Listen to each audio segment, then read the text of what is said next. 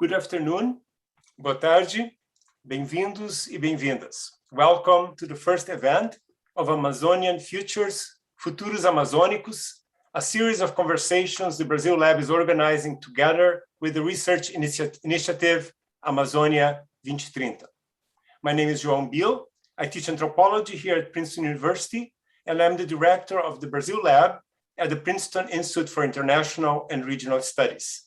Our event coincides with the Glasgow UN Climate Summit, which we sincerely hope will result in creative and audacious commitments to tackle the climate crisis with its multiple and highly unequal impacts.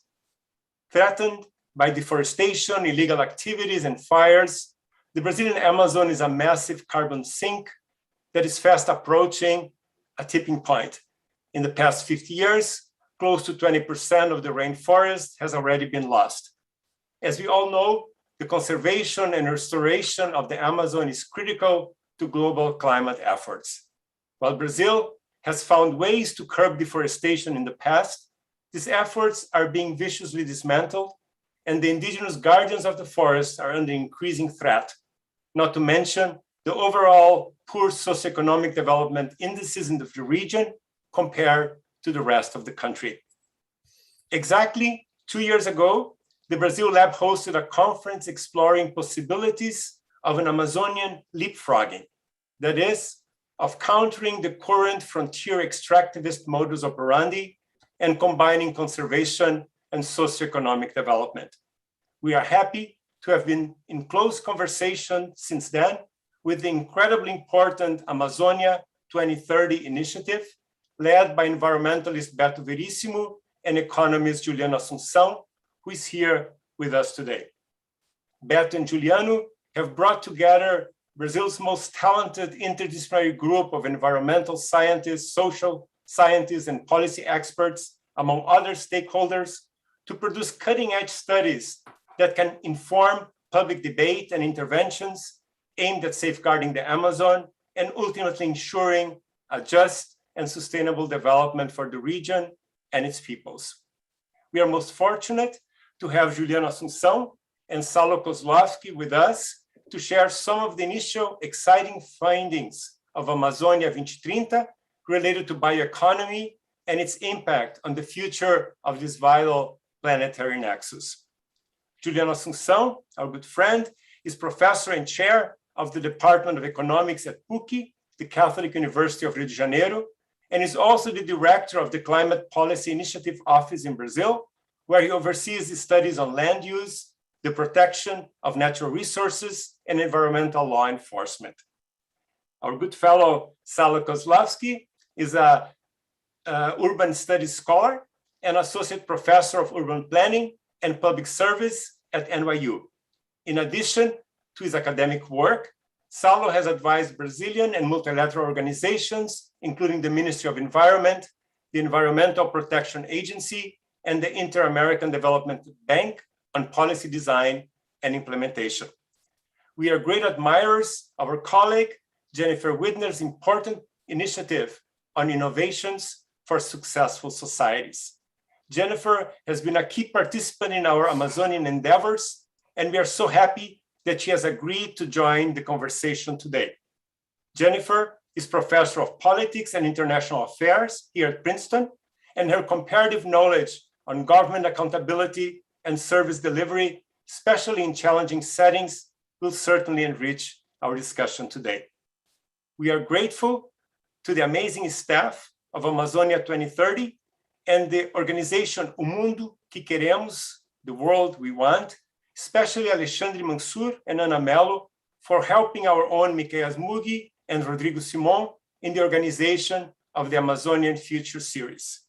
Thank you also to the High Meadows Environmental Institute for their co-sponsorship. This is our format today. Juliano and Salo will speak for 15 minutes each. Jennifer will then have about 10 minutes to offer comments and a few questions to get the discussion going. For the audience watching from home, the chat on our YouTube channel is open, so please feel free to ask questions as the event unfolds. Our team will be collecting your questions and will forward them to me I will then pass them on to our speakers. Thank you all for being with us. Juliano, the screen is yours.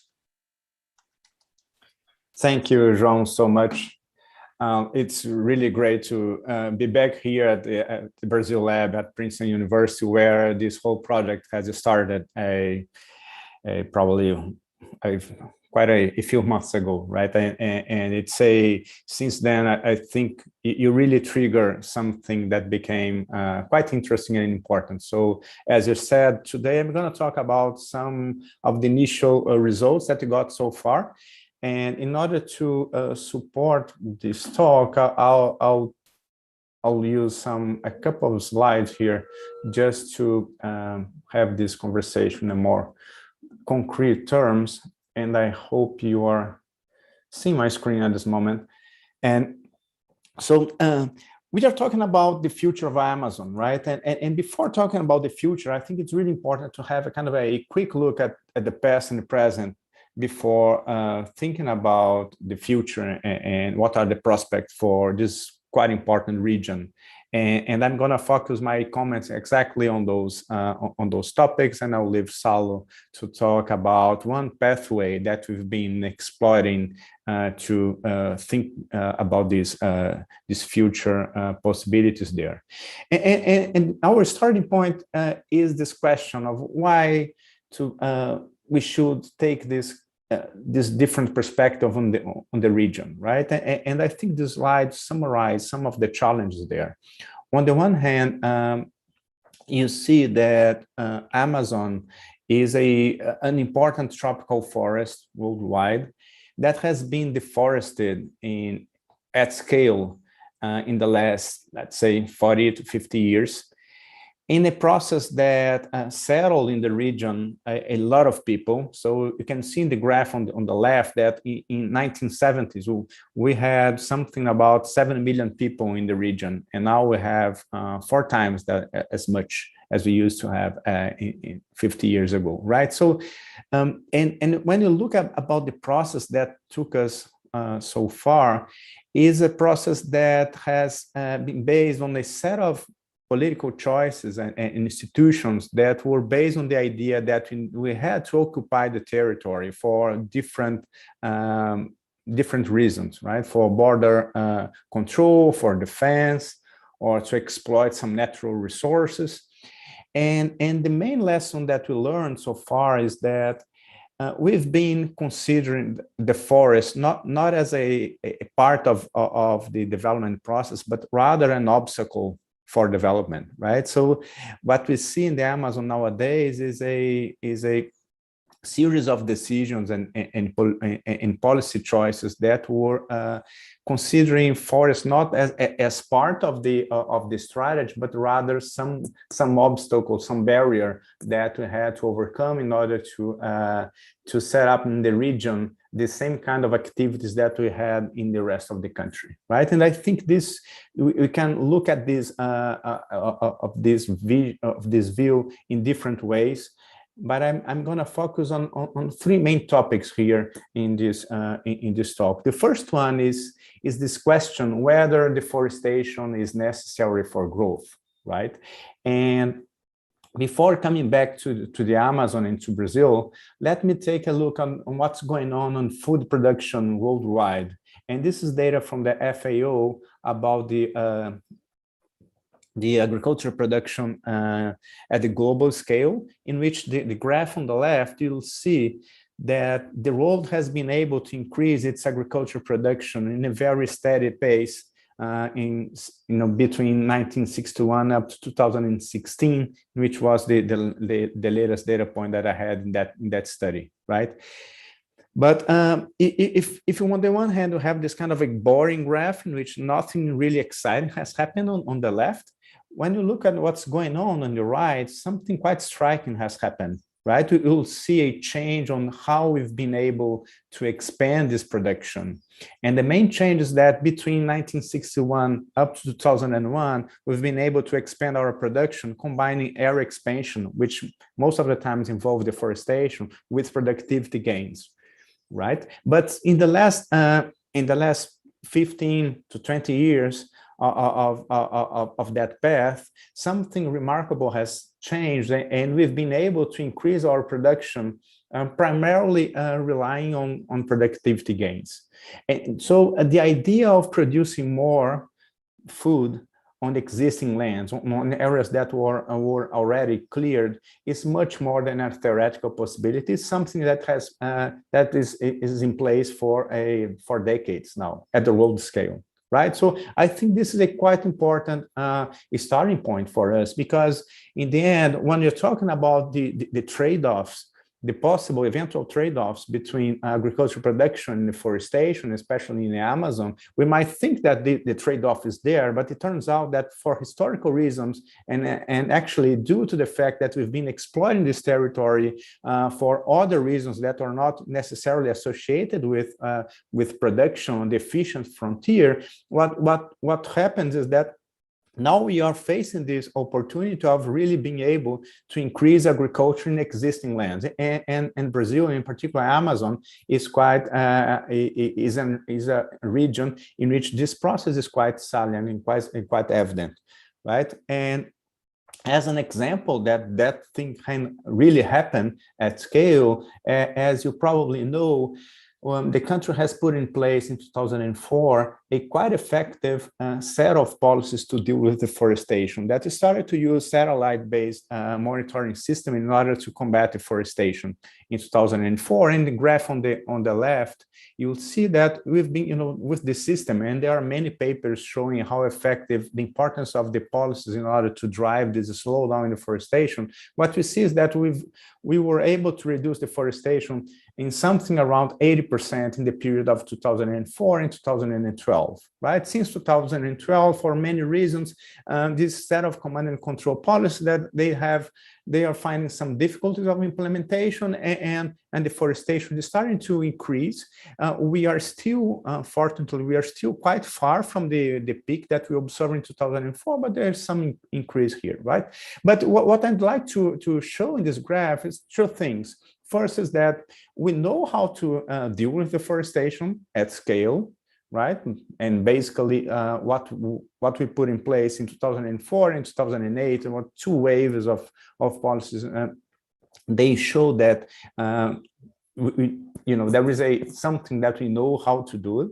We need now to work a little bit better about how to disentangle that process from a political process that sometimes impose some difficulties in managing that system. But what's interesting about the second thing that I'd like to point our attention in this graph is the fact that during this period of rapid deforestation slowed down, what we see is that the agricultural production in the region has increased, right? And this is a pretty strong evidence that we really can increase our agricultural production while protecting our natural resources, right? And we have a series of papers showing that with much more nuance and more technical ways, that these two things in the Amazon, they can happen together, right? And the main explanation is the fact that we've been exploiting this territory not primarily for agriculture production, but for other reasons, right? So that's the first point that I'd like to make, that in the Amazon, deforestation is not necessary for growth. And this is a pretty important point to make. And the second point that I'd like to pay attention is the fact that during this process in which we deforested something around 1/5 of the area of the Amazon, of our forest, the set of job opportunities in the labor market that was shaped in the region is a very fragile one, right? And we can see that the labor market, the performance of the labor markets in the region is pretty poor compared with the rest of the country. And there are many ways of looking at this data. And one of the first studies in the Amazonia 2030 project was exactly to look at the structure of jobs and income in the region, and this is a pretty salient figure that we get, that the region has having a pretty poor performance despite all of deforestation. So these studies, they point to the fact that most of the jobs and the income structure is not necessarily related to the forest, and they are not the performance is pretty poor. Here in this slide, we can see that the informality among employed people in the region is substantially higher than the informality that we observe in the rest of the country, which is pretty high internationally, right? So if you take the endpoint here, we're talking about maybe 20, almost 50, something between 15 to 20 percentage points higher than what we observe in the rest of the country, and this difference is pretty persistent, right? The second thing that is important to have in mind is the fact that the public sector is crowding out the private sector. And this is due to the fact that, as I mentioned before, we base the occupation of the territory on a set of policy choices and movements that were really deliberately trying to settle people in the region, regardless the economic opportunities that were there, right? So if you look at the income composition of the population in the region, we find that on average, 1/3 of the income composition is related to the public sector. The main difference when you look across the income distribution is the shape, is the format in which this contribution is allocated. So if you take the 20% poorest households, what we find is that one third of the income of those households come from social transfers and social assistance, right? And when you look at the 20% richest households, what you find is that third comes out from public sector employees, right? So the public sector is really important in the region, right? Much more important than when we compare to the rest of the country. And this shows that somehow the economic process that is in the region is somehow artificial in the sense it depends upon the participation of the government, of the state, of the public sector, right? And the third observation, which to me is a summary of this whole thing, is the fact that when you look at the labor market participation of the younger generation, and here if you compare, for instance, what's going on with the people between 18 and 40 and 24 years old, what you find is that labor market participation in the Amazon is substantially lower than the rest of the country, right? Which shows that, which is an evidence that the younger generation, they're looking ahead and to the set of opportunities and job possibilities that they find, and they just they become discouraged to participate in the labor markets, right? So I think this is something that is pretty much pretty worrisome, and it's something to take care of, because the Amazon is still facing some demographic bonus, right? So it's important to deal with this social problem. So in the end of the day, what we have, I'm finalizing here, in the end of the day, what we have is that when you think about the comparative advantage of the region, we naturally think about the forest as something that is quite salient and quite clear in terms of comparative advantage. But due to this set of policies and the process that were in place in the last decades, what we find is that we have these other two dimensions of comparative advantage that was created,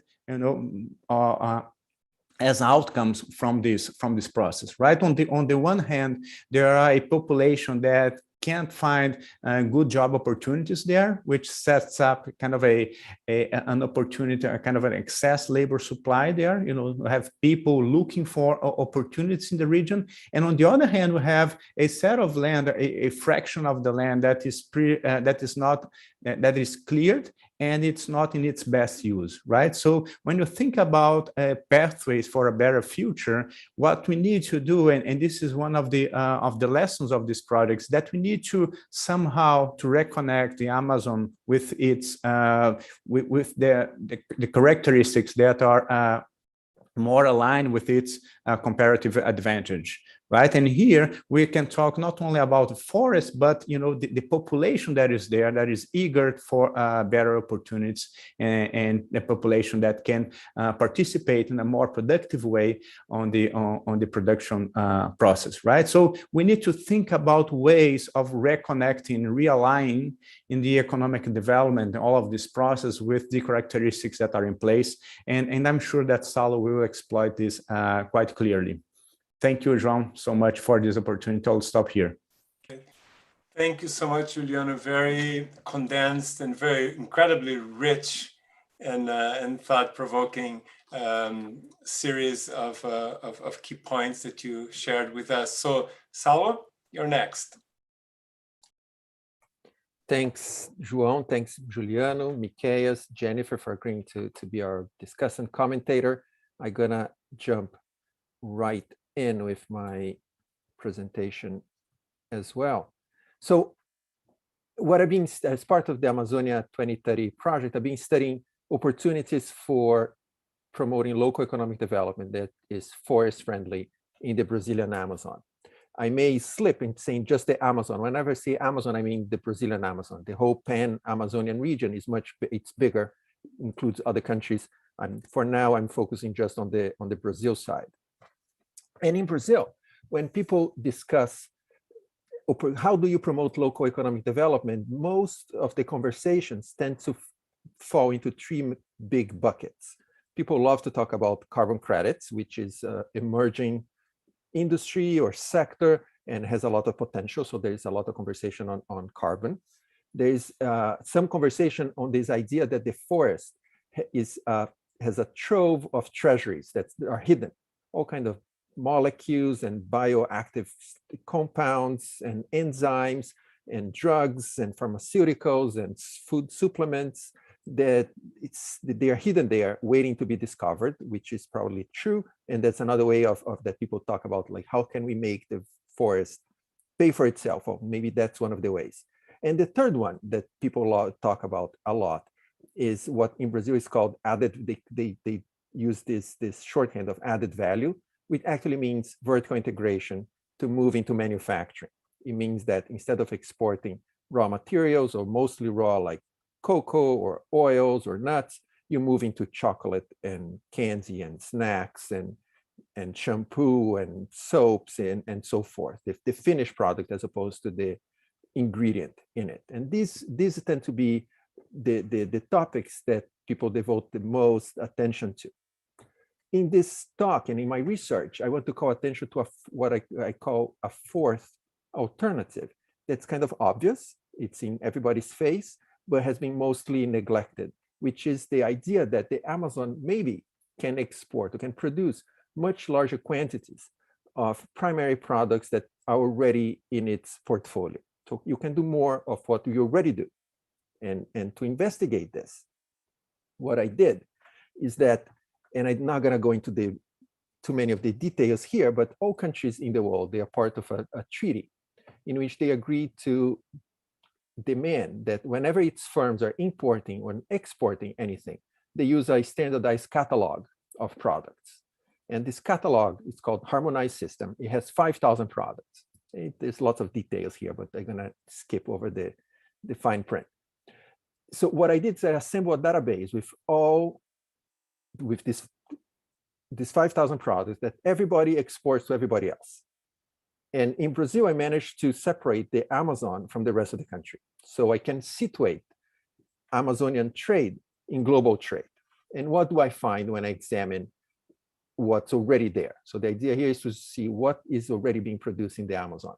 Well, the Amazon exports there's many products in its portfolio, roughly 1,000 products. It's already being exported out to the Amazon, which means that somebody there already knows how to produce it with high quality, low price, enough to find a buyer in the global market. And the top of the list is soy and iron ore. I mean, that's what people know about, like the big export items in Amazonia's portfolio. But the list goes on. It has lots of, the big ones are all monoculture agriculture, some mining products, but there's almost 1,000 products there. So what I did is that I put them through a fine comb. I really look carefully product by product and identified 60 that I called forest friendly. And what I mean by forest friendly here is that they have a high potential. It's kind of easy to produce them in a way that's in harmony with the forest. Doesn't mean that's inevitable, doesn't mean that it's a done deal, that no matter what, they're gonna be pro-forest. It's just they are much more compatible with the forest. And the products that I'm describing here are mostly non-timber forest products. So the stuff that grows in the wild, and indigenous people and traditional communities walk into the forest and take some of it to sell in the market. And the classic example here is Brazil nuts. Talking about products that are producing agroforestry systems, which is kind of like a farm, but a farm that's from the outside looks very disorganized. It's many different things growing at once. It's like a mini ecosystem that looks like a forest more than a farm.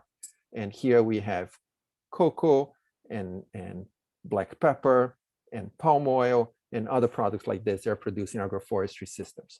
Lots of fish and lots of tropical fruits.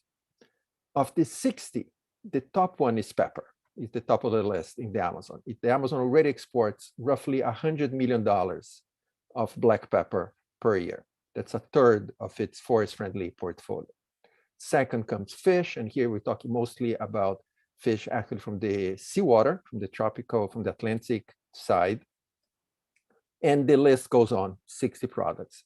Altogether, they bring almost $300 million to the Amazon every year.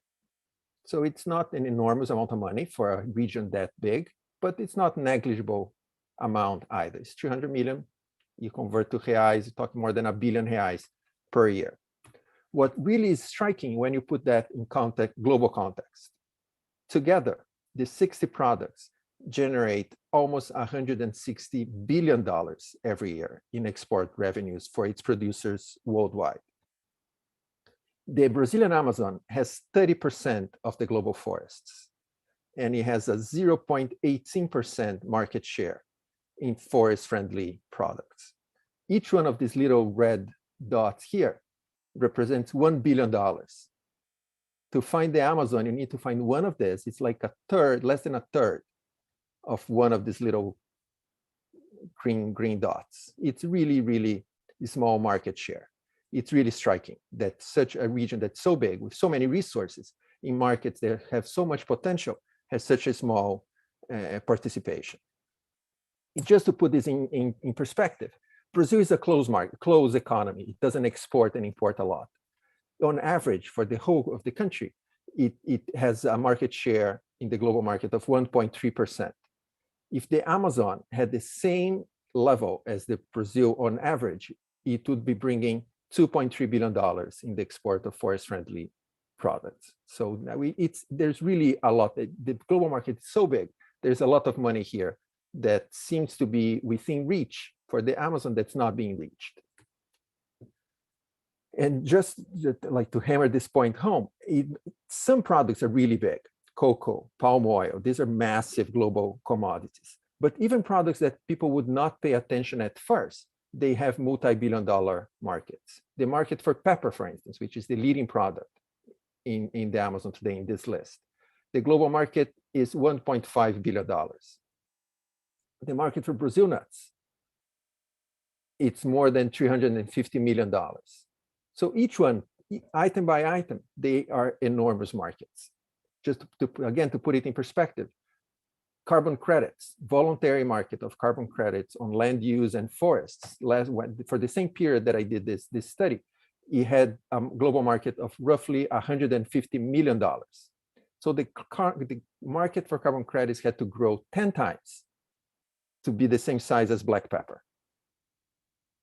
It's going to get there, and it's not going to take long. But just for now, the market for black pepper, whole, not even ground, not the crushed one ready to put in your pasta or your food. The one in the little black grains, it's 10 times the size of carbon credits, voluntary. If not Brazil, that's the second sort of finding from this study. Who is dominating these markets? Who are the powerhouses? And the powerhouses in each one is different in each of these products, each of these markets, but across the board, there are other countries that situated in this equatorial tropical zone. We chose products that are growing this kind of areas. So depends on the market. The champion is Bolivia. It might depend on the market. Bolivia is the biggest producer of Brazil nuts, exporter of Brazil nuts. Ecuador is the biggest exporter of hearts of palm. Vietnam is the biggest exporter of black pepper. Costa Rica is the biggest exporter of pineapples. So you're not talking here about industrial powerhouses. Brazil is not competing or is not trying to occupy the same space. It's not trying to be shoulder to shoulder with Germany, with France, with Silicon Valley.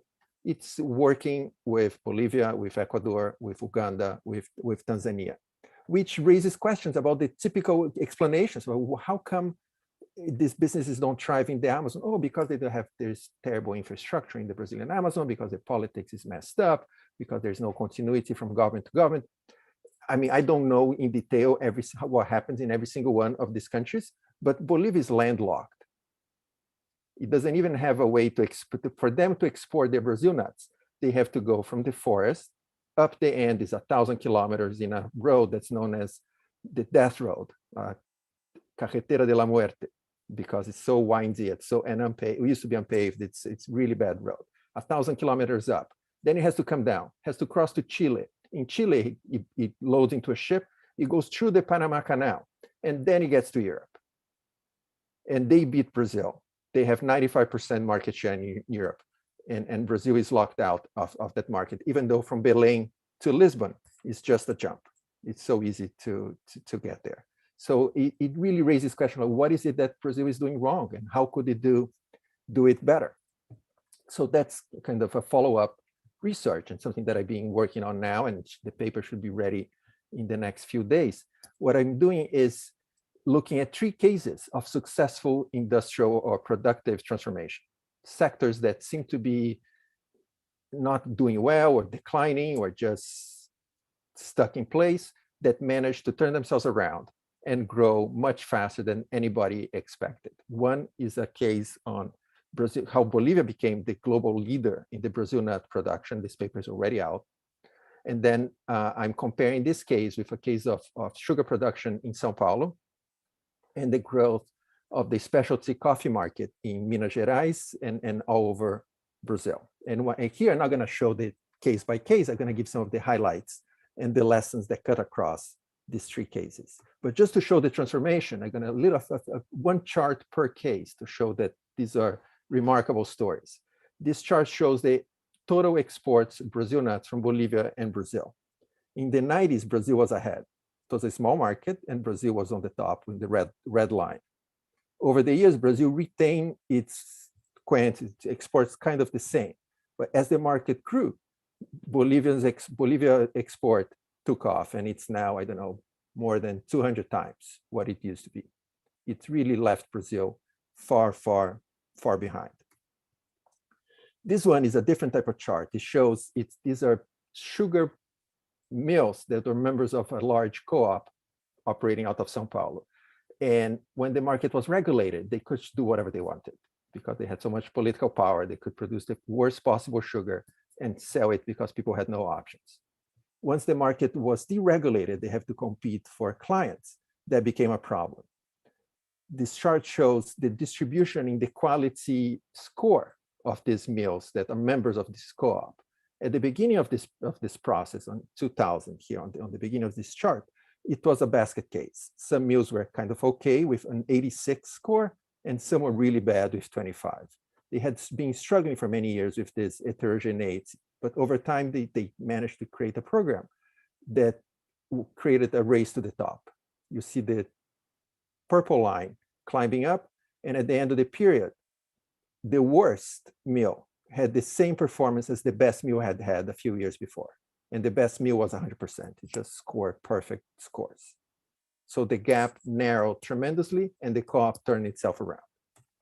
And one chart to show the growth of specialty coffee. In the 90s, people would say Brazil has no way it can produce fancy coffee, gourmet coffee. It doesn't have the climate, doesn't have the altitude, doesn't have the skills, doesn't have the equipment. They do not know how to produce it. Nobody wants to buy it anyway. Move the calendar a few decades later. Brazil is exporting today, this is in volume, in bags, but if you do the math, it translates into $1 billion worth of specialty coffee today, a market that people did not expect would even exist in the first place. And Brazil is a leading force, not only in bulk, commodity, kind of low quality kind of coffee, but also in the fancy specialty coffee that can be priced twice as much or even more than the commodity ones. How did they thrive? So that's the big question. They thrive not because of, there's many theories of how you get local economic development. What these three cases show is that they thrive because they subjected themselves, they immersed themselves in a system, what I call a system of continuous improvement. They were faced with a very high bar. These companies had to meet these very demanding standards of quality and food safety. Those who did not meet the standards got shut out of the market.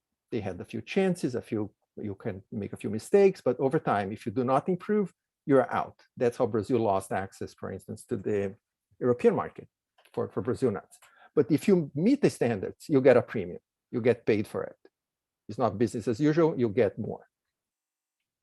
As you meet this high bar, it's not definite what's going to happen. It can go either way. You can succeed or you can fail. What you see on the ground is that the firms all engage in individual experimentation, trying to find out what is it that we know, what is it that we need to know, how can we fix what we have. But it was not each man for himself. This individual experimentation was paired with joint learning. There is a system in which they would share their insights and what they learned from the experiences, the good, the bad, what worked well, what didn't work so well. And as they learned, they realized that they lacked collective resources. The resources that they all needed, that none of them could produce profitably on their own. So they found a way to work collectively, which is also very difficult to do. Competitors don't like to collaborate. And if they collaborate in the wrong ways, it's a crime, it's collusion. So it's a fine line here in which you see a high bar matched with individual experimentation, joint learning, and collective action to produce shared resources. And this is my last slide. When I say it like this, I'm saying, oh, that's kind of obvious. That seems natural. Why there should not be any other way. And in fact, what I describe in these systems of continuous improvement, what I see in these cases, is very different from the way people usually talk about and try to implement policies to promote local economic development. The conventional ones are they tend to focus on relieving of the burden of the firms, exemptions, subsidies, guarantees, minimum prices, and all kinds of ways to make the life of the firm easier, not harder, by raising the bar. They try to bring a lot of resources from the outside. It's like, oh, they are so poor, you need to inject a ton of money into this system to make it work. What I see is that the firms themselves, they hustle to raise their own money. They found resources that they already had, they didn't know they had. And it was scattered, it was badly utilized, to use Albert Hirschman's terms, and they found a way to mobilize that resource. And in conventional, you plan a lot very carefully, and then you execute. In this case, you execute it first, and then you learn, and then you execute it again. So planning and implementation were intertwined to create a system of learning by doing. And that's what I see as some of the insights that we need to bring to bear in the Amazon to help this industry that has so much potential get there where they should be. Wonderful, Salo. Thank you so much. Again, very thought-provoking, thinking against the grain, so to speak, but also learning from this creative experiments in the forest-friendly products. So, Jennifer, the screen is yours. So thank you for asking me to join you this afternoon. And I will tell the audience, I am not an expert on this. I am not an economist, nor am I out of a business school. I'm a political scientist. And my connection to this is simply that my program was working with mayors in some of the municipalities that had been blacklisted in that 2008-2012 period, because a significant portion of their farmers were not complying, or others were not complying with the forest protection rules. So let me just offer a few observations, and then I'm going to ply you with questions. And let me say right up front that what I've enjoyed about this conversation to this point is that it's been very upbeat. It's been very constructive. It says, we got a problem, let's figure out how to solve it. And I want to contribute to that, but I also have to ask a couple of hard questions that probably are in the backs of people's minds. So let's hold that spirit in our heads and return to it by the end if we feel we've dropped out of it at all.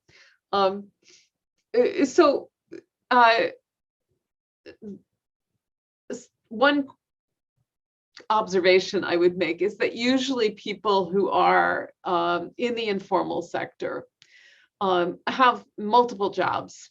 They may be cultivating some land on the side, they may be engaged in some other kinds of livelihoods. And one of the things that mayors tried to do in the blacklisted municipalities, or at least some of them, was to offer as an inducement to try to help improve livelihoods with the proposal of alternative livelihoods, so new kinds of things you can do. And that's part of this conversation today. But many of these alternative livelihoods didn't yield a lot.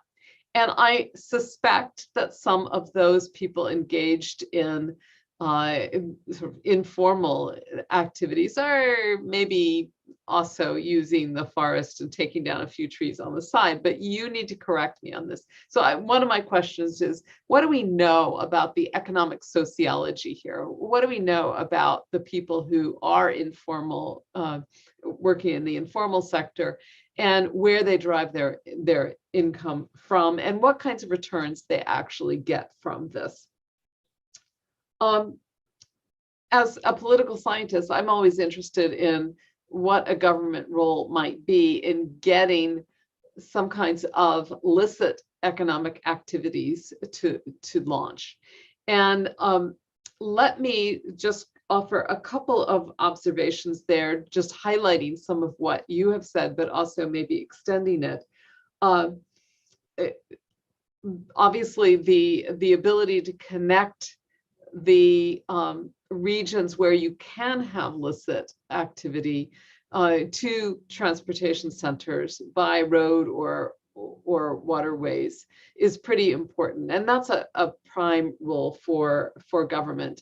And I know in Africa, where I often do work, for many, many years, people, outsiders, wouldn't fund road construction because the fear that it would lead to illegal logging. But can we simultaneously improve that transportation quality, lower transport costs, while also protecting the forest? What have we learned from that African experience? And of course, China moved in to build many of the roads there. So I would think there's a role for government in the infrastructure that would then help some of these activities take off.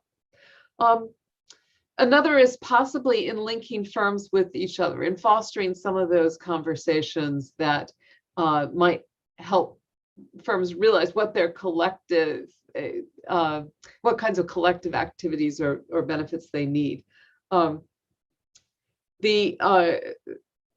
Mexico, the Tec de Monterrey made a substantial investment in creating tech parks in some parts of the country, including Monterrey, to try to bring young people and innovators and businesses together so that there would be a crossing of paths, an ability to spark ideas off of one another, and make it easier for companies to link up with each other.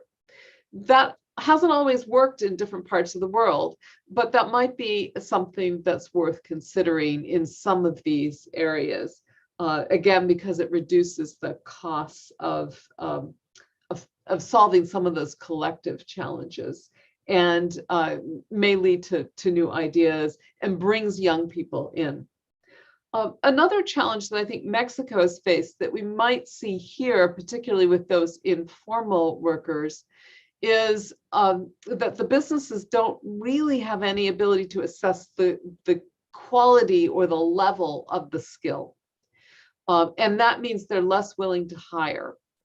So is there a way to extend some sort of skills certification system, some training and skills certification systems in some of these new possible enterprises to this area to, again, lower the cost or the time that it takes for businesses and young people, particularly, but workers to link up with each other? And again, I think you will see some very positive experiences around the world. Mexico had initially struggled with this, and I think it's developed some capacity. This was a big drag on productivity there, and it might be important to consider that here. So these are a few ways in which I think government might, with a light hand, be important to helping economic opportunity take off here. There are also a number of challenges, which I will refer to mainly as opportunity costs for workers, the challenge of outbidding illicit production, and logging in particular, and problems of signaling. And I'm just curious about how you all would react to these. So you deforest land, we're going to put that land into productive use, is part of what I hear you say, or at least parts of it into use.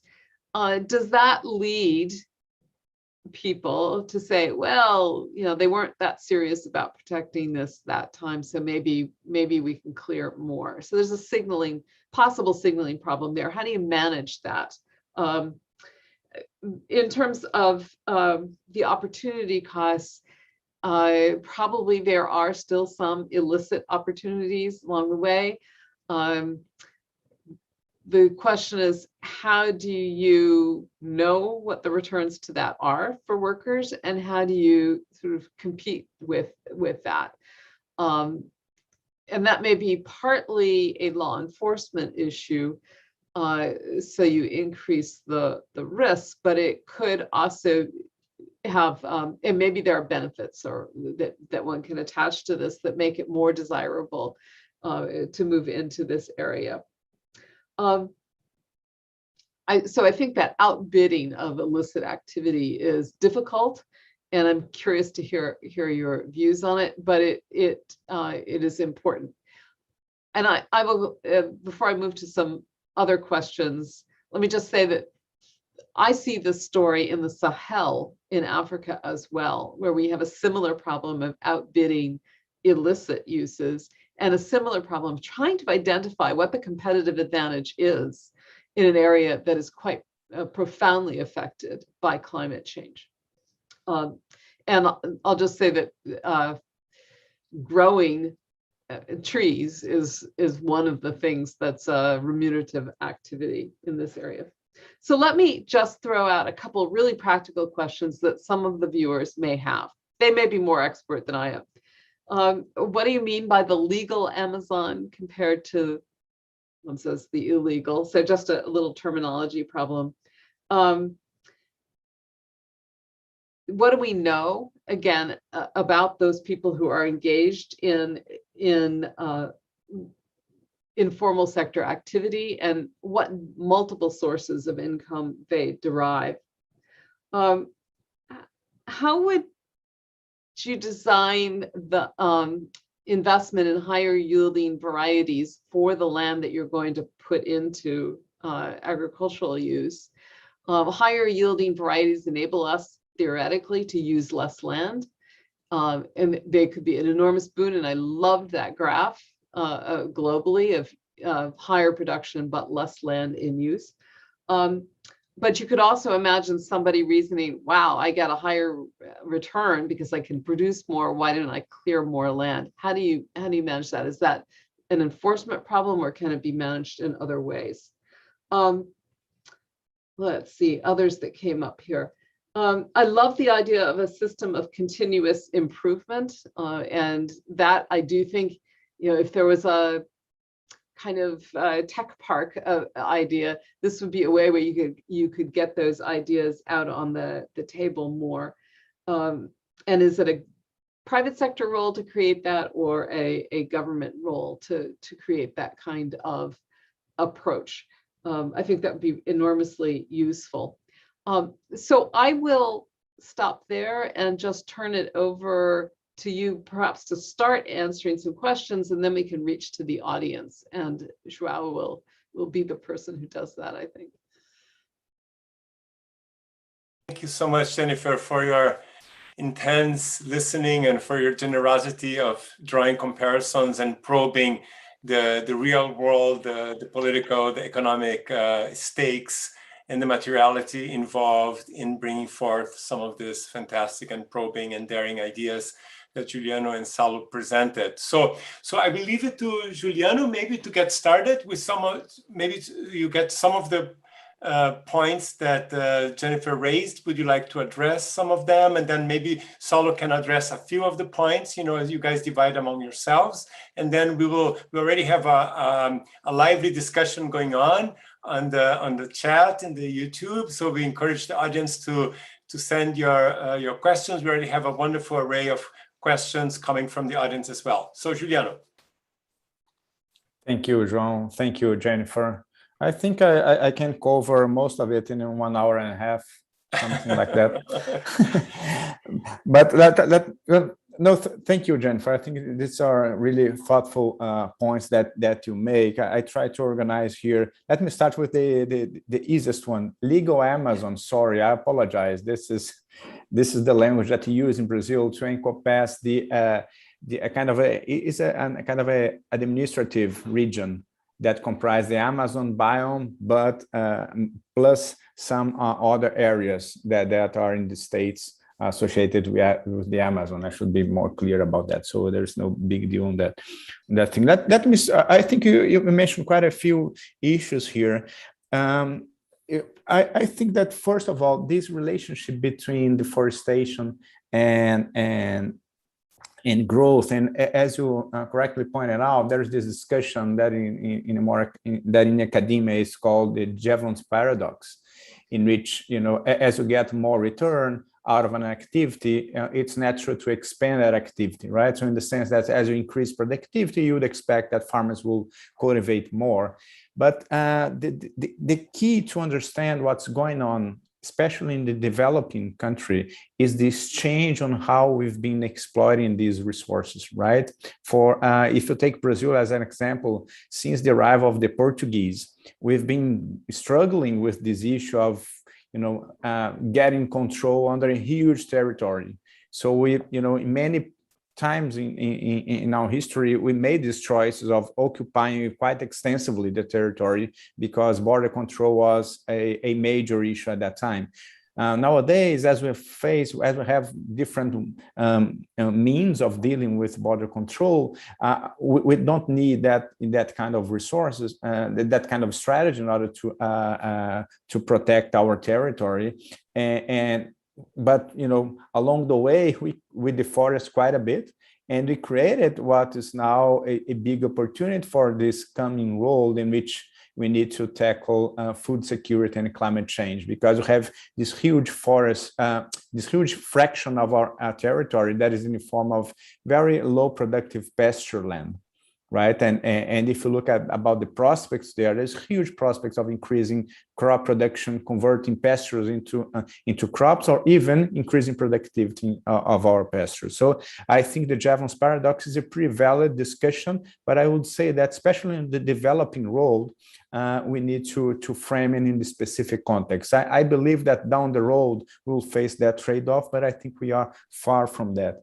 Related to that point, the example of Africa and even Indonesia, I think they are a bit different in Brazil in the sense that the livelihoods of people that are closer to the forest and associated with deforestation is much more connected with deforestation that we observe in Brazil, in which a big part of deforestation nowadays in Brazil, due to some institutional issues associated with land grabbing and some other illegal activities that are not really generating jobs and income on the ground. So I think this is pretty much the difference. And let me use this to connect with the informal sector, which is, as you mentioned, I think it's a big challenge of the Amazon, right? And the first point that I'd like to make is that we have quite detailed data on the informal sector. We have very good household survey data in which we are using here that we can really understand in much detail what are the occupations of these people, what sectors that are working. What we've learned so far is that they're primarily away from forest activities. They live mostly in cities, and they work in these low-paid occupations. The occupation that grows more in the Amazon is the occupation related to retailing sector, right? So if you look at the occupation that is increasing more in the last 10 years in the region is retailers, people that, salespeople and people that work on around retailing, which is quite different from the mindset that you usually have in the region. But I think that your point of understanding the informal sector in the Amazon is quite important. And at some level, I'll let Salo explain this a little bit. At some level, I think this proposition, what I like about this work stream that Salo is leading, is the fact that it creates a kind of an approach to identifying sectors that are already in place in Amazon that could promote and better engage with this population there, right? It's limited in scope, but I think it can be an important part of the future of the Amazon.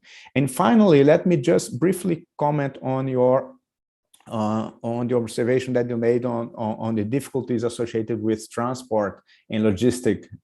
And as you correctly pointed out, this is a big challenge in the Amazon. And we have been involved with a pretty detailed project about infrastructure in the region. And something that become quite important for us is that there are two different, if you think about the stylized ways of characterizing the issue there, it's important to distinguish the infrastructure that is in Amazon from the infrastructure that is for the Amazon, right? And usually these big railroads and big road projects, most of the times they pass in the region, but they are connecting different markets, right? So if you're talking about Ferrogrão, it's a big railroad project. It's about connecting the northern Mato Grosso and international markets through the Amazon, right? And the literature has been pointing out the importance of these small secondary roads that are, smaller projects that are more serving more the integration of the region rather than anything, right? So I think that it's important to better understand what are the needs in terms of the local infrastructure for the Amazon. And I think our discussion is pretty much stuck on the big projects that are in the region, not necessarily for the region. And for that sake, our analysis has been pointing out to two main issues that we can exploit. One is to have a better account of the area of influence of each one of these projects. Usually our licensing procedures, they are pretty much focusing on the location of the project itself. So if you're talking about a road, you consider an array around that specific road, and you do all of the license, all the analysis of the impact, and considering that the impact of the road will be on the surrounds of that project. But when you're talking about transport, the impact of a specific road on the system is much deeper than what much broader than the location of that specific project. So if you think about the area of influence, sometimes, and there are some qualitative ways of doing that, sometimes the area of influence is hundreds of kilometers away from the project itself, right? And then we need to integrate better. The second point is that we need to better integrate that area of influence on the analysis of the viability of the project itself, right? Because sometimes, especially in the Amazon, the environmental impact of the project can really affect the viability of the project, right? Both in terms of the environmental part and also on the social part, right? So, but now again, in Brazil, the life cycle of these projects, they are set in a way that all of these discussions on the impact on the environmental side and the social side, they arrive pretty late on the process, and you create this artificial fight between environment and growth, right? While in most of the cases, some of these issues could be pretty well anticipated, you know, within the life cycle of the project. But I think you pointed out quite important points related to this huge challenge ahead of us. And I'll stop here and thank you so much for the opportunity to better exploit these points. Okay. So Salo, thank you, Juliano.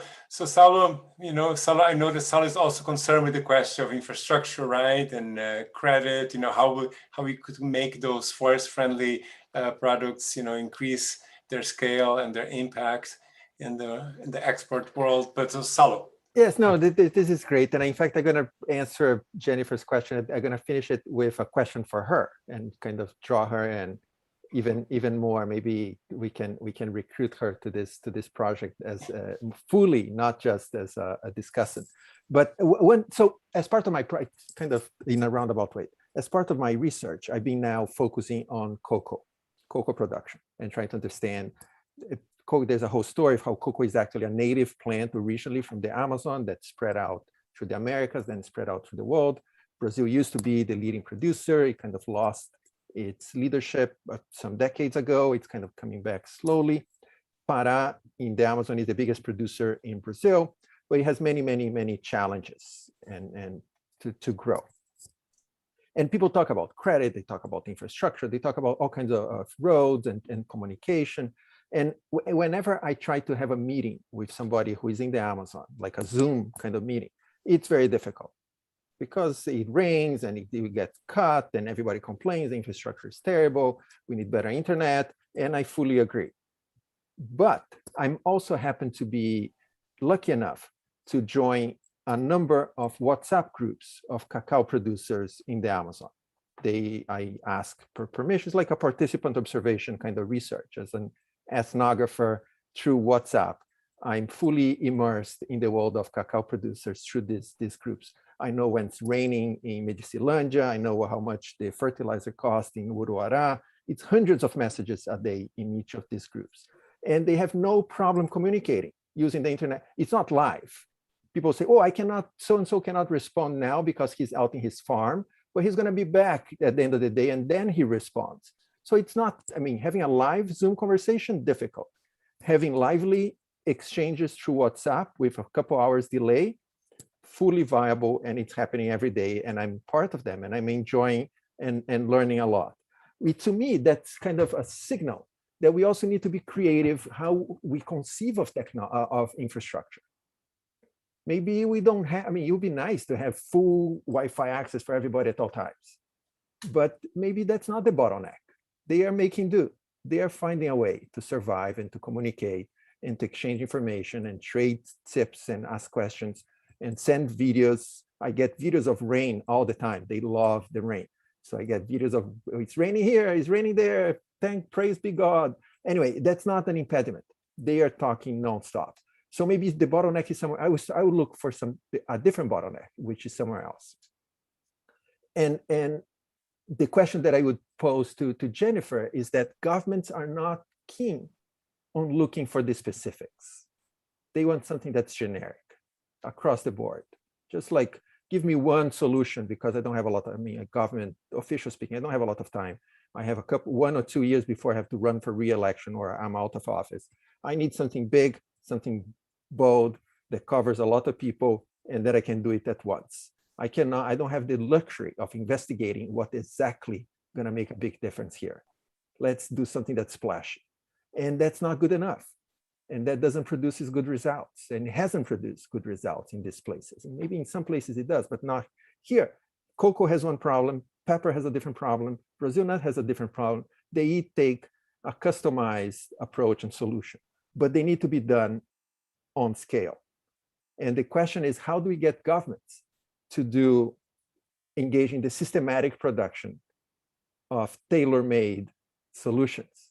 How can we think of bureaucracies that can do this seemingly impossible task? We know it's not impossible because it has been done many places, many times.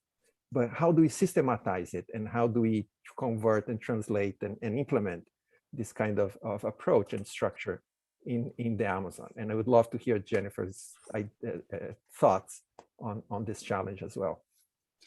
Jennifer, do you want to think aloud with Salo and with all of us on this? I would love to hear more discussion of this. I think you're right. Governments, especially those that have limited electoral terms, are usually looking for a template. And the question is, how do you get around that? With some trepidation, let me say that some of the more innovative solutions that I've seen to some of the agricultural marketing problems globally have been done by big vertically integrated agribusinesses who are now working with small farmers under sort of contract arrangements, but they have some of the networks, the ability to survey what quality standards are and how they're shifting and do other things. So there's certainly, that's an industry-led, firm-led kind of approach to this challenge. That's probably not what you had in mind. But I'm trying to think if I can identify any analogous arrangements that have harnessed either government or industry to think innovatively. And that Tech de Monterrey Tech Park initiative was one possibility, but as I say, that has had variable results. Historically in the United States, and again, this is not a full success story by any means, there was a decision to treat a region a little differently. So the Appalachian Regional Commission was put in place to try to build collaboration between governments, state governments, private sector, federal government to improve and diversify economic opportunities in that region. That's another kind of model because it has a little bit of life outside of the electoral cycle. And so possibly the ability to do things that are less templated and more tied to the specific needs of countries or regions and industries in those regions. So that's another kind of model, that kind of regional model. And we see that occasionally in other parts of the world as well. Let me just offer that. Those are two controversial suggestions. But that's incredibly rich. And I think that dovetails with several comments and questions that we're getting from the audience. And one is actually from our own Beto Verissimo, who is asking you, Salo, to tell us a little bit more of how these initial findings of your studies, how are they being taken up by the private sector, by banks, by development agency, or by local governments? Is there some excitement there? What are they seeing as possibilities for them to rethinking lines of credit, investment, commissions devoted to certain modes of production, et cetera, et cetera. So I think that dovetails very nicely with what Jennifer was saying. And I think from Mario Braga, the question is for you, Juliano, how to establish standards for logistics or infrastructures to be from the Amazon and not through the Amazon. which I think goes alongside Jennifer's question of the role of government or of the market here, but then the question of which standards are put into place to assess that. We have several questions, Juliano, as well, which go back to the question of the informal sector, of the informality of the economy that Jennifer also brought up. And in this case, people are very curious about the percentage of people who may be living in cities versus peri-urban versus rural areas. You know, how do you deal with that in this scenario of where you have protected areas in the Amazon, you have traditional communities, indigenous peoples living in territories, large segments of the territory, but you also see mega cities in the Amazon, you see small cities, right? So this question of cities, peri-urban and rural areas, and the question of informality there. But then also this data on poverty. How does it match with social markers of difference as well? You know, indigenous, traditional people, urban and rural, you know, is there something, racialized population, ethnic population? So people are curious about, you know, the profile of this population that makes up for this largely participating in the informal economy. And then for Salo, and that's the last question, then we'll go for a second round later. Carlos Klink also takes up the question of continuous improvement system. It seems to have had some traction among the audience here. You know, how would you see this system working for tropical timber, for example, and how? So we have a first round of exciting questions that build up on the current conversation. Does any one of you, maybe Salo, we start with you now, want to reply to Jennifer and build up on some of those provocations, questions, and then we go to Juliano, and then we have time for another brief round of final exchanges. Great. No, these are great questions, and I'm not sure how much I should share or not share, but as a academic, I'm used to kind of being by myself, writing these papers, sending them to academic journals, publishing them, nobody reads, and then they die there, and that's the end of the story. And it has been a remarkable experience with this work with Amazonia 2030. That has been a lot of excitement over the stuff that I produce. It's not even that fancy or sophisticated. I mean, the analysis that I've done, that I presented, is kind of simple. It doesn't take fancy math or fancy theories or conceptual architecture. It's just a few numbers, and they have really resonated a lot with a lot of people.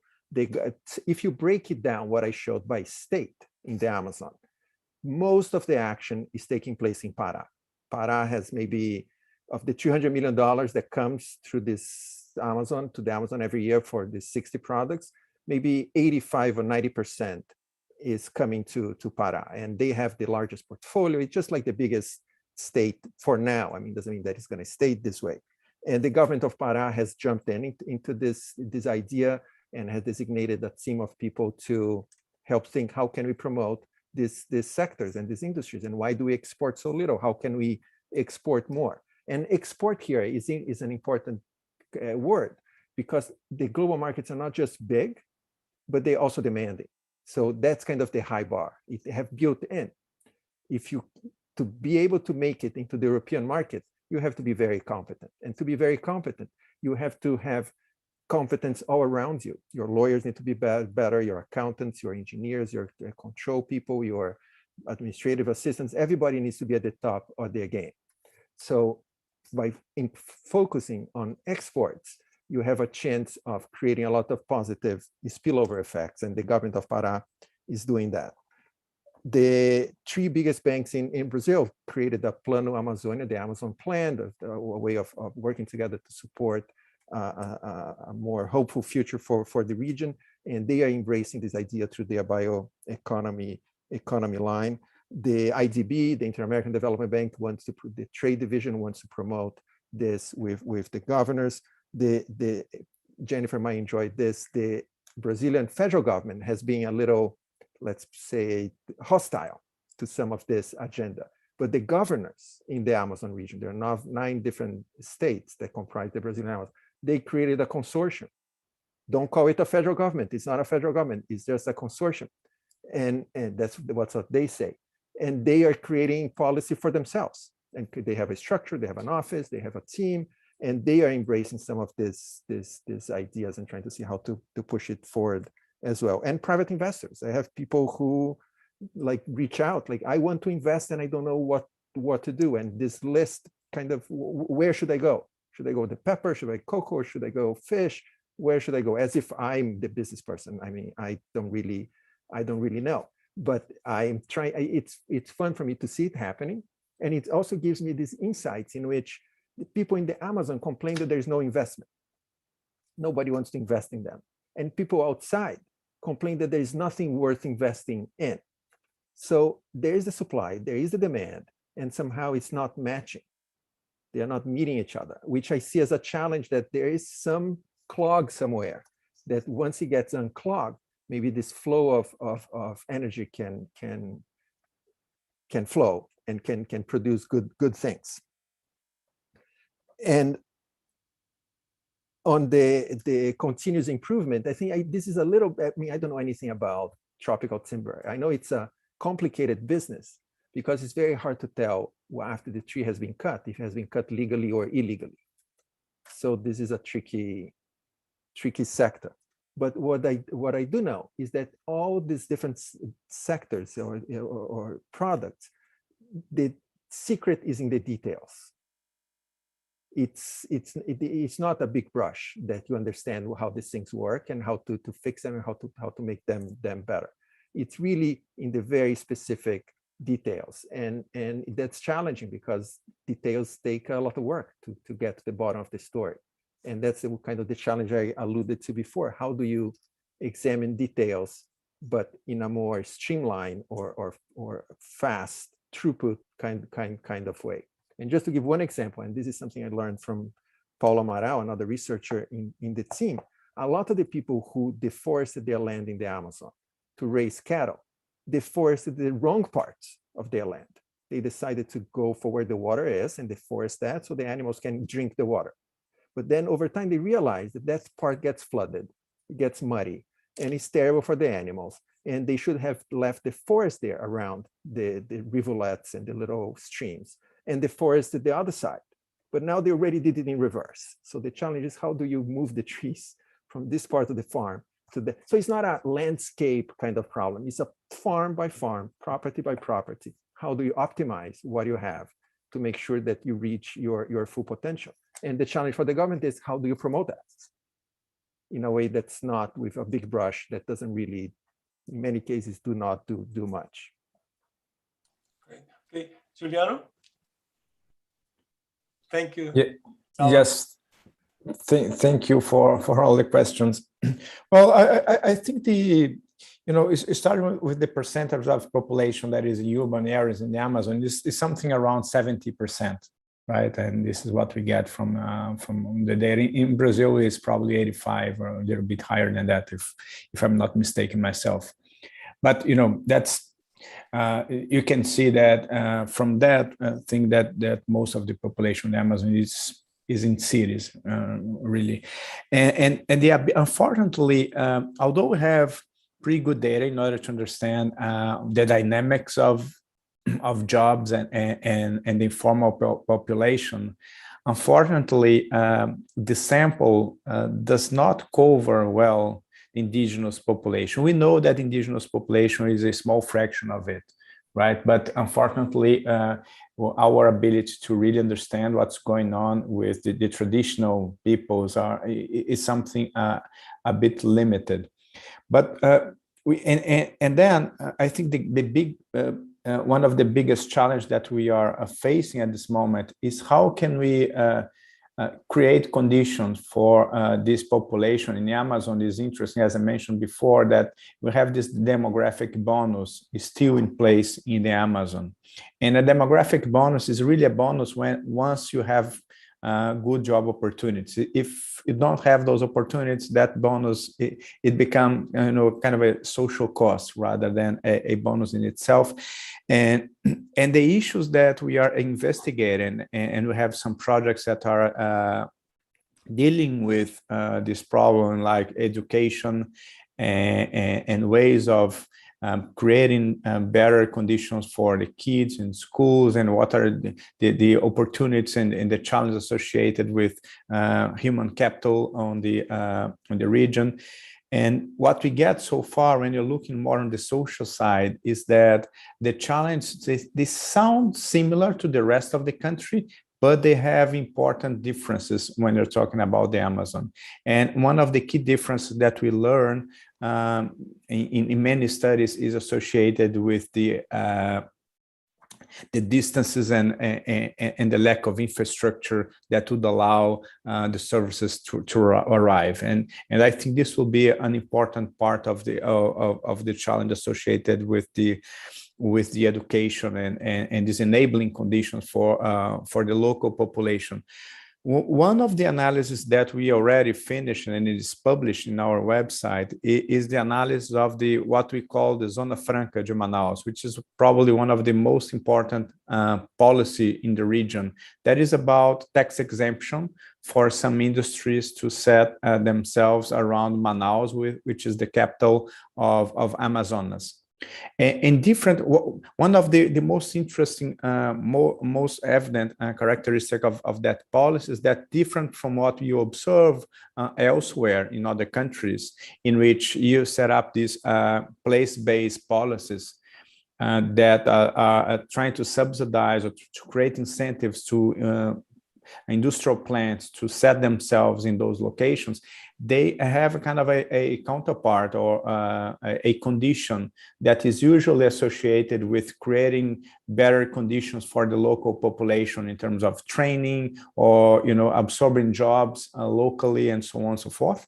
And what we find in Amazon is that there is no condition at all, right? This industry, they've been able to have this tax shelter, this tax exemptions for a now probably more than 40 years, and there is no requirement, no kind of condition to foster growth. So on the one hand, I think that what's interesting about this challenge that we're facing is that we are trying to map some opportunities to increase the livelihoods of this local population along the ways that Salo just described here, trying to find some specific pathways to be exploited in a very concrete way. And at the same time, we can identify some policies that will that can offer some of the budget or the means in order to move in that direction, right? And from our analysis at this moment, I think that we can make better use of the resources associated with the Zona Franca de Manaus, which is a well-established policy there, but need to be redirected in somehow. And we also have a specific work on public finance, in which the whole system of transfers and so on are being investigated in detail in order to identify whether or not the local communities, the municipalities, they have the capacity in order to implement and to provide education and health services to the population. So we understand that probably this is if on the one hand dealing with deforestation is something that is pretty much under control, the social agenda, especially the agenda associated with creating, improving the well-being of the local population, is something to be built. But we are looking in different aspects of that agenda, and this is one of the biggest challenges that we face in the project at this moment. But we have a series of studies and projects that will try to shed some light on pathways to be exploited along those lines. That's fantastic. So we are close to approaching the end of our time. We have a few minutes left. So this is incredibly rich, and it's to be continued. That's the idea of the series. This is a kicking off of a series, and it's a warming up because we want to bring our Brazilian colleagues and friends back to campus in the spring to have a take 2 of the Amazonian Leapfrogging Conference here. And today is a warm-up of sorts, is the beginning of a series. So I will just mention to you all some of the other questions that emerged from the audience. And then I will ask each one of you just a 1-minute final thought. You just pick one thing that comes in from this bundle that you feel moved to respond. And then we will take that unfinished to the next event in a couple of weeks, and we will continue engaging with each other through, WhatsApp or Zoom. The first set of additional points that came, they deal with the question, how the role of technology and innovation in actually improving productivity, right? Around especially the forest-friendly products that Salo mentioned, right? So that's one kind of set of questions that came.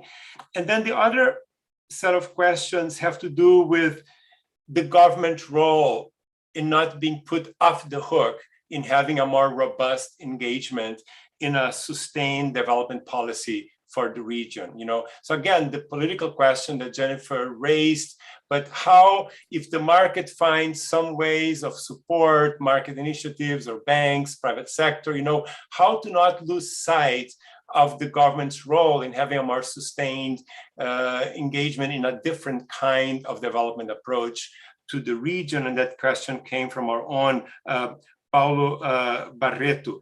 And then there were several questions, including the one from Maria Luisa Lucas and from our own Lucas Prates, a graduate student in anthropology here at Princeton, on everybody praising the level of the conversation, the challenges being brought up, but also asking Juliano specifically, do we have data about what kind of work and lifestyle youth in the Amazon region desire? Right? I ask this because rural exodus continues to be an issue in Brazil, but mainly because I believe that the changes we envision have to be in accordance with those needs and desires.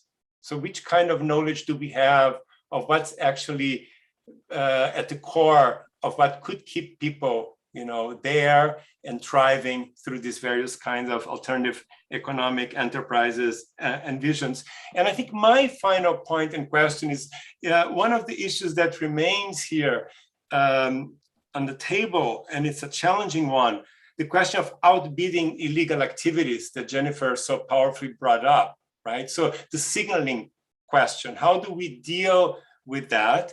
And what's the role of the larger Brazilian society in that counter signaling, so to speak, of a different future for the Amazon, right? And here I know that Juliano is very interested in that question, how do you mobilize consumers who are actually the ones who are the endpoint of the products that are either the timber, that's cut down in the forest, or the agricultural products that are produced in the deforested areas, So how do you bring a counter signaling into the picture here from the side of Brazilian society, of Brazilian consumers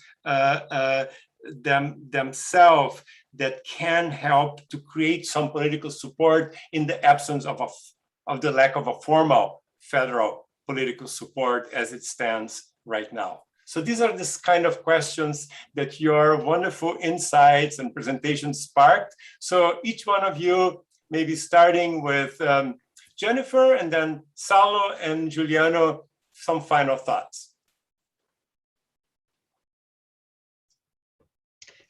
Well, I won't say anything too profound.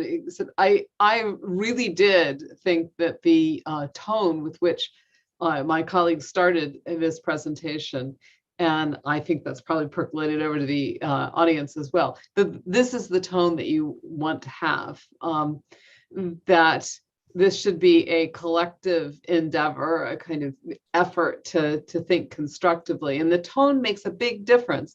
I work with governments trying to do hard things in a lot of parts of the world.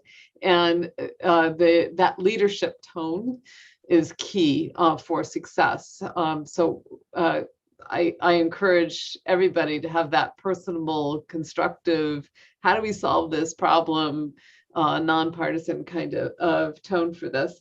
I do take note of Juliano's statement that the cost of getting education out in some of these areas is pretty high, or the degree of difficulty is high. And I think if you want to improve productivity, that's going to be part of it. Maybe that means that the kinds of businesses you want to attract need to do some of their own training, and that you bring that into the organizations themselves, with possibly a little help from maybe an industry association, or maybe that coalition of governors who are in the area.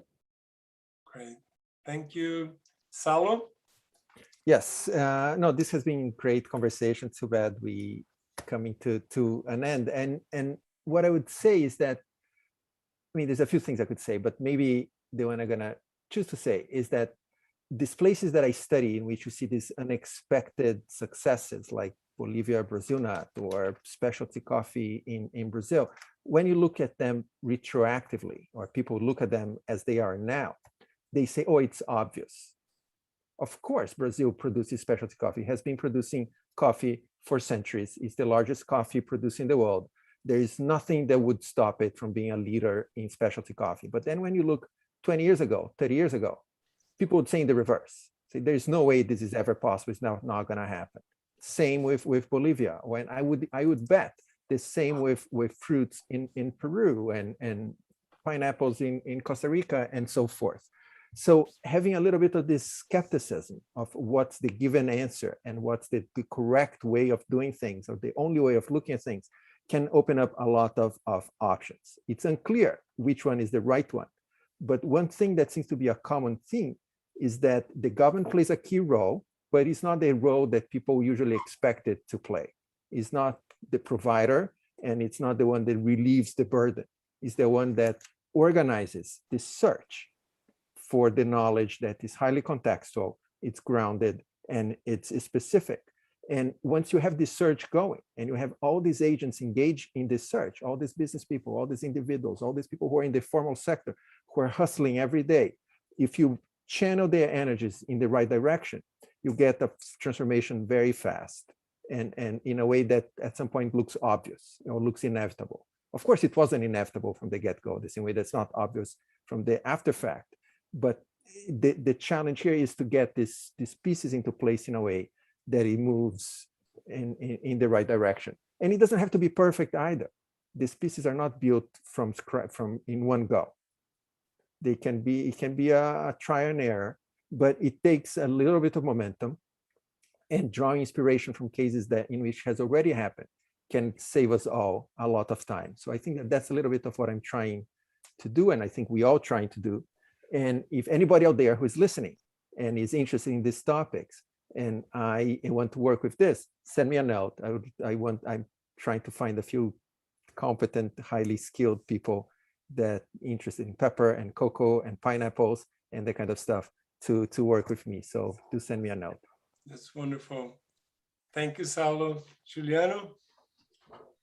Well, I'll take this opportunity not only to thank you so much for this incredible discussion, but to elaborate a little bit more on the signaling aspect of that Jennifer brought, which I think it's quite crucial here. And what I think it's closer to a strong signaling that is pretty much needed in the region at this moment is to stop deforestation. And the idea of stopping deforestation goes much beyond the protection of the ecosystems. Deforestation nowadays is deteriorating the economic environment. And here, I think we are talking about different ways of improving the economic environment. And it's really hard to do so in a situation in which you live with the illegality and the criminal activities that is usually associated with deforestation. So I think that it's really important to send those signals in a way to realign the development process of the region, which with its potential, right? And stopping deforestation to me is like, the first step in order to do that. It's a although it's not sufficient, I think it's a necessary condition for for the better future that we are all expecting for the region. And I'll stop here. Thank you so much. No, thank you, Juliano. Thank you, Salo. Thank you, Jennifer. It has been wonderful to hear you exchanging ideas, and I second also. I think we all second what Jennifer was saying about the upbeat, the hopeful tone, the difference it makes, and it's a difference that comes from this wonderful group of scholars that are clustered around Amazônia 2030. It's really a mutirão, like a team effort. You know, people bringing in their A game to really think against the grain and think in the spirit of what Albert Hirschman would say, the right to a non-projected future for the Amazon and its forests, its animals, its biocultural, social diversity. So for our viewers, thank you so much for watching. We hope you will be here with us for future Brazil Lab events, and please subscribe to our YouTube channel. On November 18th, at 4:30 p.m. Eastern Time, we will be hosting the second session of Amazonian Futures, Futuros Amazônicos. Climate scientist Luciana Gatti and MAP Biomas coordinator Tasso Azevedo will be in conversation with Princeton's Stephen Pekala on Amazonian deforestation, exactly what Juliano was just mentioning, and climate change, what Brazilian scientists are seeing. Thank you again to our speakers, to our discussant, and to you all. Stay well and see you soon. Thank you. Take care. Ciao.